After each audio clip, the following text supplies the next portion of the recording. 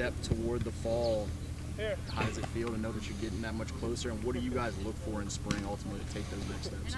You know, spring just like knocking off some rust. You know, we were out for a little bit, just getting back in it, seeing, you know, who was getting their work in the off season, who's, you know, hitting the gym and stuff, and like, you know, to really break off some rust and see who can get in there. And we're looking pretty good. For you, you're a young guy that played a bunch as a freshman this fall. What were your biggest takeaways from that opportunity? Obviously, had some success. You got some all-district honors and those things. What were you most pleased with in your performance, and what were kind of the biggest lessons or next steps that you can take as a player? I learned that you get as O-line, you gotta like work as a team. You know, you gotta be together. Like, you know, it's all five of us. You can't just be by yourself. You know, working. And yeah. What were you most confident in or most proud of with your performance early on? Because you did, I mean, it's a process to grow, you know, through a 4-year career, but you did have some success as a young guy in a tough place to play up there in the trenches. What do you feel like enabled you to have a good start to your high school career? I'll say our coaches. Our coaches helped me through the way. I mean, they got me all the plays. They got me that extra help. So, I mean, the coaching staff really helped me, you know, get in there early.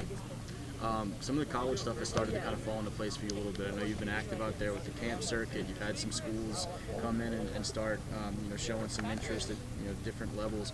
How has all that been going at such an early age? What's that been like to be kind of ahead of the curve with a lot? It's been awesome. I mean, the recruiting process is awesome. I've had schools reach out to me. I already have an offer from Tulane. I love Tulane. I mean, we go there all the time, and I mean, it's a lot of fun. What did the Tulane coaches say? I guess, who did you talk from? Was it Coach McKissick? Or? Coach McKissick was the one I've been talking to a lot. What did he have to say? Because, I mean, again, you're a 28 guy, very early on in the process. What did he have to say about what had caught their eye so much so early? They watched me in my first game of the year against John Curtis. It was the scrimmage that we had, and they said that they started following me after that. And I went there enough. I went to their camp that last year. And after I went to a spring game is when, you know, they were really like, all right, you know. I know LSU has shown some interest in Mississippi State and some others. What has that been like to hear from some SEC schools? And do you have kind of some places in mind for June that when we get to camp time that you're planning to hit that are kind of priorities as you make out that schedule? My camp schedule is already planned. So I have Miami. It's going to be my first camp. I'm hitting June 1st. I'm hitting North Carolina, so I'll be hitting NC State, Duke, and UNC. And then in the way of that, I'll be hitting Mississippi State and Tulane. What do you want college coaches to get a chance to know about you at this point in your development? I mean, whether it be a conversation with you and kind of understanding the way you're wired or the way that you like to approach things, or what they see from you in the way that you work or perform out there on a practice field or Friday night or camp or whatever.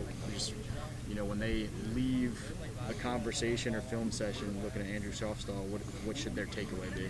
I'm the smartest and the hardest working out there, you know. I have a 4.0 GPA. That's where I pride my grades a lot. Like, I hit the books just as hard as I hit in sports. And, you know, I'm the last one to leave football practice. I get extra work, and I'm always hitting the gym. And it's, you know, very important to me.